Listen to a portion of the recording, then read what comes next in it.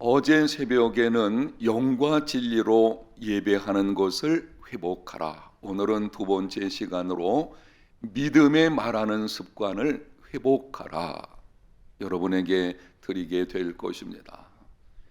신약성경 야고보서 3장을 보면 사람의 혀를 배의 키에 비유를 합니다. 야고보서 3장 4절과 5절, 또 배를 보라. 그렇게 크고 광풍에 밀려가는 것들을 지극히 작은 키로서 사공의 뜻대로 운행하나니 이와 같이 혀도 작은 지체로 돼 큰 것을 자랑하도다. 배가 나아가는 방향을 결정하는 것은 배 뒤에 있는 작은 키입니다. 운동장에 몇 배나 되어지는 큰 배들 가운데 보게 되면 규모가 어마어마한 것들이 있습니다. 그렇게 큰 배가 바다에서 나아가는 방향을 결정짓게 하는 것은 배에 있는 작은 키입니다. 마찬가지입니다. 말은 그 사람의 인생의 방향을 결정합니다. 말은 내 품격을 보여줄 뿐만이 아니라 내 인생의 미래를 결정합니다. 지금 내가 무슨 말을 하느냐 하는 것이 미래의 내 모습을 결정짓게 되는 것입니다. 여러분이 이 말씀을 잊지 마십시오. 말은 말일 뿐이지 무엇이 그렇게 중요하냐? 아니에요. 성경에 보게 되면 말을 여러 가지로 비유하게 되는데 그 중에 하나가 배의 키에 인생의 방향을 결정짓는 그 사람의 앞날의 모습이 어떠하게 될 것인지는 지금 말하는 습관을 보면은 알 수 있습니다. 잠언 기자가 이렇게 말했습니다. 죽고 사는 것이 혀의 힘에 달렸나니 혀를 쓰기 좋아하는 자는 혀의 열매를 먹으리라. 말 한마디가 사람을 살리기도 하고 죽이기도 합니다. 말 한마디가 어떤 사람의 인생에 평생 동안 상처를 갖게 만들기도 합니다. 그러므로 인생의 방향을 바꾸기 원한다면 말하는 것을 바꾸어야 합니다. 불행한 삶에서 행복한 삶으로, 방황하는 삶에서 목적이 이끄는 삶으로, 상처를 주고받는 삶에서 선한 영향력을 끼치는 삶으로, 미성숙한 삶에서 성숙한 삶으로 인생이 바뀌려고 하면 무엇보다 먼저 말하는 것을 바꾸어야 합니다. 잠언 기자가 한 번은 또 이렇게 말을 했습니다. 선한 말은 꿀송이 같아서 마음에 달고 뼈에 양약이 되느니라. 선한 말은 꿀송이 같은데 마음에 달고 뼈에 양약이 되어진다. 몸과 마음의 건강을 결정한다는 것입니다. 선한 말은 그 사람의 몸과 마음을 건강하게 만들고 악한 말은 그 사람의 인생을 건강하지 못한 삶으로 만들어 버리게 되는 것입니다. 오래전에 제가 서울 서대문교회에서 부목사로 사역을 했을 때 일입니다. 갑자기 담임 목사님이 사임을 하시게 되었고 조금 지나서 함께 사역하던 다른 부목사가 둘 있었는데요. 그 부목사님도 개인 사정으로 사임을 했습니다. 그러다 보니 목사는 저 혼자 남게 되었고 전도사님들이 계시긴 하지만은 목사는 저 혼자이다 보니 주일 오전 예배 설교, 수요 예배 설교, 새벽 기도의 설교, 전체 신방, 모든 경조사들 이 모든 것을 다 담당을 해야만 했습니다. 당시 제 나이가 31살이어서요. 30세 때에 목사 안수를 받고 그리고 안수받은 이후에 서울 서대문교회로 부목사로 오게 된 것입니다. 31살 되는 목사 초년생이죠. 경조사 중에서 지금도 기억나는 것은 첫 번째 결혼 주례를 쓰게 되었는데 주례하는 저는 31살이었고 신랑은 30살이었습니다. 제가 청년부를 함께 담당하고 있었기 때문에 그렇게 되었죠. 이 기억에 남는 결혼식 주례였습니다. 그렇게 밤낮을 뛰다 보니 때로 지칠 때도 있었습니다. 경험도 없는 목사 한 수 받은 지 얼마 안 되는, 그런데 그 많은 일들을 감당하다 보니까는 이게 쉬운 일이 아닌 것입니다. 설교 한 편 준비하는 거 쉽지 않습니다. 그런데 그 많은 설교를 하려고 하다 보니 밤 늦게까지 책들을 쌓아놓고 읽고 준비하고 이러다 보니까는 때로 지친 모습이 있었습니다. 그런데 한 번은 어떤 권사님이 제게 다가와서 말씀을 합니다. 목사님은 100년에 한 번 나올까 하시는 분이십니다. 여러분 인정 안 하시죠? 저는 그런 사람은 아니었어요. 목회 경험이 있는 것도 아니고, 사실 설교도 그 당시 열심히 했지만 제가 세월이 지난 후에 돌아보니까는 내가 왜 그렇게 설교를 했지라고 하는 여러 가지 면에서 부족한 사람이었습니다. 그런데 그 권사님의 위로의 말이 제게 힘이 되었습니다.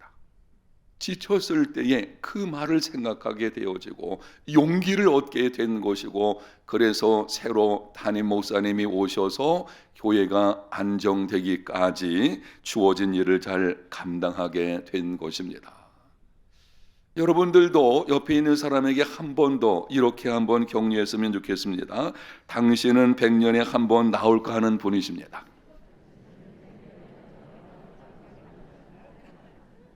따뜻한 위로와 격려의 말은 다른 사람에게 다가가서 따뜻하게 하는 그 위로와 격려의 말은 몸과 마음을 건강하게 합니다.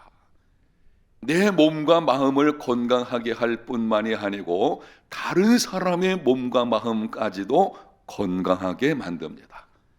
건강한 생활, 행복한 생활이 되기를 원한다면 무엇보다 먼저 말하는 것을 바꾸어야 합니다.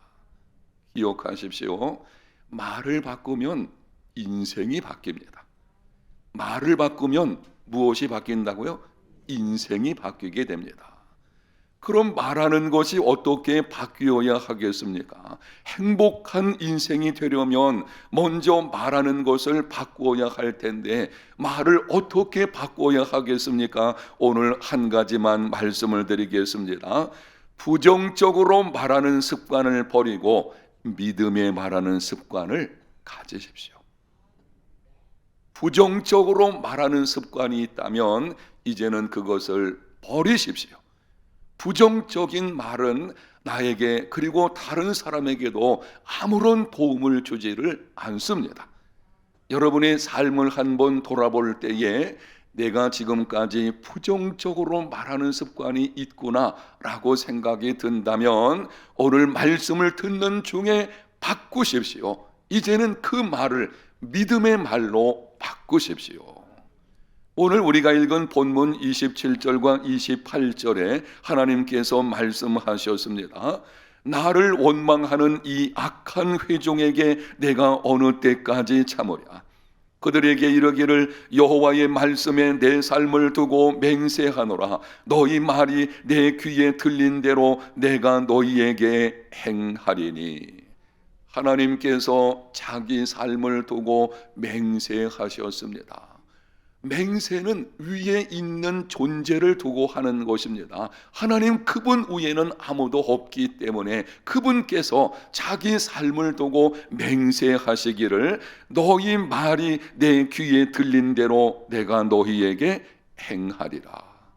애굽에서 남은 이스라엘 백성들 광야 생활할 때에 조금만 어려움이 찾아와도 불평하고 원망했습니다. 배고파 죽겠다. 목말라 죽겠다. 힘들어 죽겠다.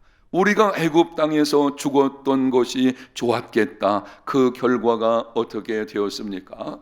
애굽에서 나온 20세 이상으로 계수함을 받은 자들 중에 아무도 여호수아와 갈렙 두 사람 빼놓고는 아무도 약속의 땅에 들어가지 못하고 광야에서 죽게 되었습니다. 말한 대로 된 것입니다. 부정적으로 말하는 습관을 버리고 믿음에 말하는 습관을 회복해야 합니다. 하나님은 우리가 말하는 것을 들으시고 그 말대로 이루어 주시는 분이십니다. 말은 그 사람의 믿음의 분량을 보여주는 것입니다. 그 사람은 기도 많이 하고 믿음이 좋은 사람인데 말하는 것은 조금 부정적인 것 같아. 그 믿음 큰 거 아니에요. 말은 그 사람의 품격을 보여줄 뿐 아니라 그 믿음의 상황을 보여주는 것입니다. 믿음은 그 사람의 장래를 결정짓는 것입니다. 내가 무슨 말을 하느냐, 내 인생의 미래가 달려있다는 것을 기억하시고 여러분 명심하십시오. 이제는 말하는 것을 바꾸시고 부정적인 말이 아니고 믿음의 말하기를 힘쓰는 삶이 되시기를 바랍니다. 구약성경 사무엘하 16장에 보게 되면 다윗이 아들 압살롬에게 반역을 당해서 쫓겨나게 되었습니다. 다른 사람에게 반역을 당해도 힘들거늘 사랑하는 아들에게 반역을 당한다? 기가 막힌 일이죠. 그렇게 비참한 가운데 도망을 치고 있는데 사울 족속에 속한 시므이라고 하는 사람이 쫓아오면서 저주를 말하며 돌을 던지고 하는 것입니다. 기막힌 상황이 벌어진 거죠. 그것을 보고 다윗의 신복들이 화가 나가지고는 칼을 빼서 죽이려고 했습니다. 그때 다윗이 칼을 거두게 한 후에 이렇게 말을 했습니다. 여호와께서 그에게 명령하신 것이니 그가 저주하게 버려두라. 혹시 여호와께서 나의 원통함을 감찰 선으로 내게 갚아 주시리라. 다윗이 그 상황에서 하는 말을 들어보십시오. 여호와께서 나의 원통함을 감찰하시리니 오늘 그 저주 때문에 여호와께서 선으로 내게 갚아 주시리라. 기막힌 상황이었지만 다윗은 그것을 부정적으로 보는 것이 아니었어요. 상처를 받죠. 화가 나겠죠. 다윗도 인간이기 때문에. 그런데 그 상황을 긍정적으로 생각하고 긍정적인 믿음의 말을 하고 있는 것입니다. 모든 것을 잃어버린 가운데 있지만 미래를 예측할 수 없는 상황에 지금 빠져 있지만 그럼에도 불구하고 믿음의 말을 하는 것입니다. 하나님께서 그 말을 들으시고 믿음대로 바로 그 믿음의 말한 대로 왕권을 회복시켜 주셨습니다. 오래전에 있었던 일입니다. 한 번은 제가 부산에 있는 어느 교회에 재직 헌신 예배 설교를 하게 되었습니다. 그 교회에 들어가서 설교하기 전에 예배 분위기를 보니 굉장히 분위기가 아주 가라앉아 있었어요. 제가 의아하게 생각할 정도로 이 교회는 왜 이렇게 분위기가 침체되었을까 이유를 알게 되었는데, 예배 진행되는 중에 재직 중 한 사람이 대표 기도를 합니다. 이렇게 기도를 합니다. 하나님 아버지, 우리 교회는 이런 문제가 있고 저런 문제가 있습니다. 이래서 안 되고 저래서 안 되고 기도하는 내용들이 온통 부정적이었습니다. 그 기도를 듣는 제 마음이 심히 답답해서요. 그날 설교도 참 힘들게 했습니다. 부정적으로 말하는 재직들이 많은 교회, 안 되는 교회입니다. 교회는 잘 되는 교회가 있고 안 되는 교회가 있습니다. 직분을 가지고 있는 자들이 늘 부정적으로 말하는 교회, 안 되는 교회입니다. 그런데 교회 안에 지금 어려움이 있고 그래서 힘겨운 시간을 보낸다고 할지라도 하나님을 신뢰함으로 믿음의 말하기를 힘쓰는 재직들이 있는 교회, 되는 교회인 줄로 믿습니다. 교회가 교회다운 교회가 되려면 재직들이 말하는 것을 바꿔야 돼요. 가정이 정말 행복한 가정이 되기를 원한다면 먼저는 가장들이 말하는 것을 바꿔야 합니다. 부정적으로 하는 말을 이제는 믿음의 말로 바꾸어야 하는 것입니다. 물론 상황은 힘들 수 있어요. 자녀가 속을 썩이기도 하고 때로는 이런저런 일들이 가정에 찾아올 수 있을 것입니다. 그럼에도 그 가운데서 하나님을 신뢰함으로, 어떻게 함으로요? 하나님을 신뢰함으로 믿음의 말을 하시기를 바랍니다. 하나님께서 그 믿음의 말을 들으시고 믿음대로 이루어 주실 것입니다. 행복한 인생이 되려면 말하는 것을 바꾸어야 하는데요, 이렇게 바꾸어 보시기를 바랍니다. 안 된다, 너는 할 수 없다, 이렇게 말하지 말고 기도해 보자 하십시오.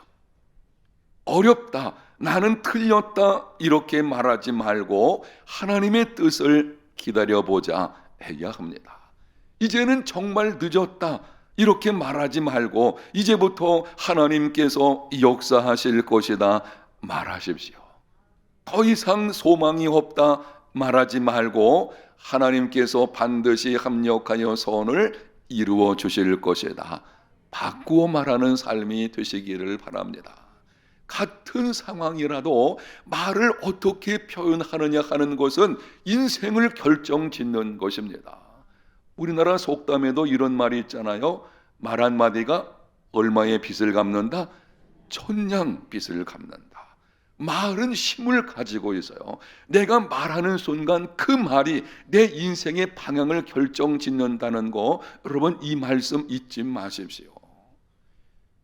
광야의 삶에서 힘들고 어려운 일이 찾아왔을 때에 수고한 모든 것이 무너지는 기막한 일이 찾아온다고 하여도 하나님을 신뢰함으로 믿음을 선포하는 삶이 되시기를 축복합니다. 하나님의 약속을 붙들고 이렇게 선포해 보십시오. 이 모든 것을 통해 하나님께서 반드시 합력하여 선을 이루어 주실 것이다. 내게 능력 주시는 자 안에서 나는 모든 일을 할 수 있다. 하나님의 능력으로 나는 일어서게 될 것이다. 나의 가는 길을 오직 그가 하시나니 그가 나를 단련하신 후에는 정금같이 나오리라. 앞문이 막히고 뒷문이 막히고 좌우 옆문이 막히면 하나님께서 하늘문을 열어 주실 것이다. 아멘. 선포하십시오. 하나님의 약속이 우리에게 주어져 있습니다. 하나님은 한 번 약속하신 것은 반드시 이루시는 신실하신 분이신 줄로 믿습니다. 그 하나님을 신뢰함으로 믿음을 선포하십시오. 지금 주어진 이 약속들입니다. 이 약속을 붙들고 믿음을 선포하고 하나님을 신뢰하는 가운데 일어나서 도전하는 삶이 되시기를 바랍니다. 그러면은 믿음의 말을 하고 말대로 이루어지는 것을 경험하려면 어떻게 해야 하겠습니까?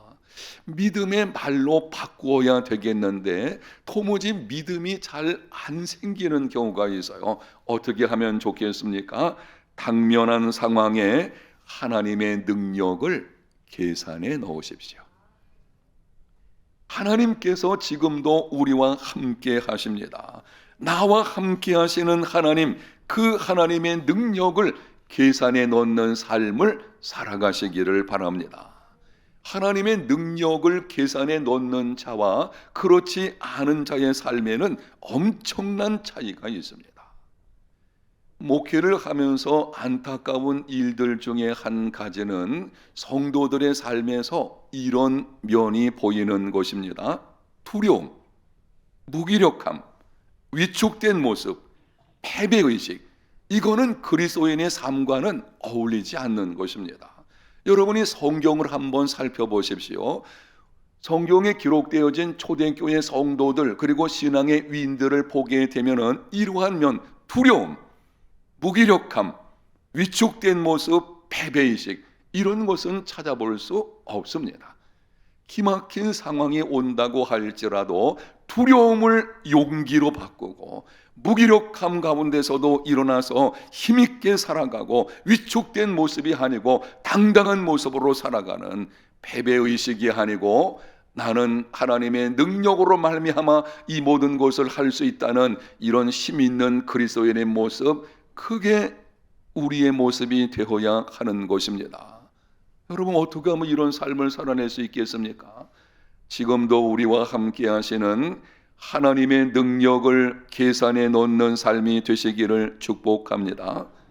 얼마 전에 하나님의 능력을 계산해 넣어라 라는 설교를 제가 여러분에 한 기억이 있는데요. 우리의 인생 속에서 어떤 일이 있다고 할지라도 결코 떠나지 않으시는 하나님, 그 하나님은 천지 만물을 창조하신 전능하신 분이시거든요. 그분이 우리와 함께 하신다는 것을 알고 계산해 놓는 삶이 되시기를 바랍니다. 하나님의 능력을 계산해 넣으면 믿음의 말을 하게 되고, 믿음의 말을 하게 되면 그 말대로 하나님이 이루어 주시는 것을 경험하게 될 것입니다. 사랑하는 성도 여러분, 우리가 회복되어야 할 것이 무엇입니까? 부정적으로 말하는 습관을 버리고 믿음의 말하는 습관을 회복하는 삶이 되시기를 예수님 이름으로 축복합니다.